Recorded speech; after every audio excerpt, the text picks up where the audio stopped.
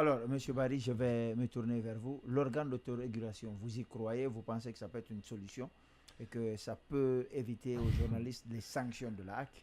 Vous allez me permettre de lire c'est le passage du professeur André Richter, professeur à l'université de journalisme de Moscou, qui parle d'autorégulation.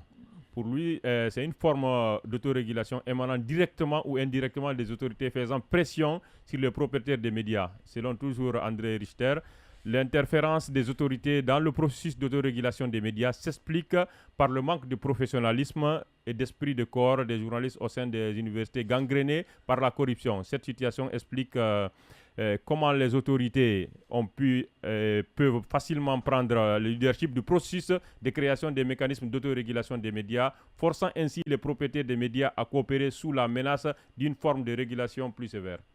Et c'est ce qui se dessine aujourd'hui en République de Guinée. On veut aujourd'hui pousser les entreprises de presse, pousser la corporation à mettre en place un organe d'autorégulation de façon déguisée. Parce que ce sont ces patrons de presse-là qui disent que non, ça vient d'eux. Mais qu'est-ce qui a été dit avant l'arrivée même de M. Baouri avec M. Bernard Gournou? On a encore les dessous de cela. Et aujourd'hui, on veut imposer cet organe d'autorégulation de façon déguisée, renvoyer la balle au niveau de la corporation pour faire en sorte qu'il y ait de la pression. La mise en place d'un organe d'autorégulation doit se faire de façon libre, autonome et indépendante. Et ce qu'on l'a rappelé la dernière fois à l'occasion de la Journée internationale de la liberté de la presse le 3 mai, on a dit à ces associations de presse-là, vous voulez mettre en place un organe d'autorégulation, d'accord, mais il faut que ce soit avec le syndicat. Sans le syndicat qui a aujourd'hui des journalistes qui sont beaucoup plus concernés par cet organe d'autorégulation, mais ça ne peut pas marcher comme ça. En plus, c'est un organe d'autorégulation, ce n'est pas seulement les acteurs du monde de la presse, il y a même les acteurs, les organisations de la société civile. Et ce n'est pas une obligation, ce n'est pas une imposition. En France, par exemple, en France, en Italie, en Allemagne, il n'y a pas d'organe d'autorégulation. Les professionnels des médias ont refusé catégoriquement et systématiquement la mise en place d'organes d'autorégulation.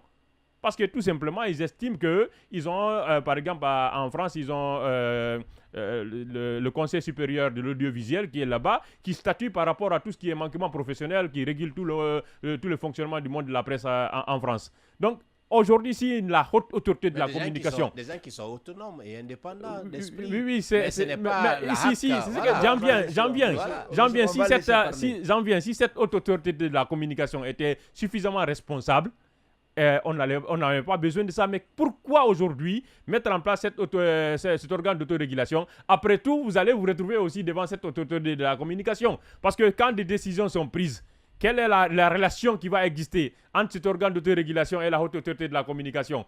Un citoyen, par exemple, qui porte plainte contre un journaliste X pour tel, il n'est pas dit seulement que c'est le pouvoir public qui va porter. Un citoyen peut être victime, par exemple, d'un manquement professionnel. Il décide de porter plainte. Mais il peut faire fi de cet organe d'autorégulation. Et en plus, il faut que les gens s'y reconnaissent avec cette autorité de la communication. Quelle sera la composition de cette autorité de la communication? Quelles seront les compétences, les limites de cette autorité de la communication? Mais cet organe d'autorégulation, quelles seront ses compétences? Quelles seront ses limites? Tout ça, ça n'a pas été défini. Ces patrons de presse-là, aujourd'hui, qui disent qu'ils sont en train de travailler pour la mise en place de cet organe de presse là. Dans un instant, on vient au niveau des patrons de presse.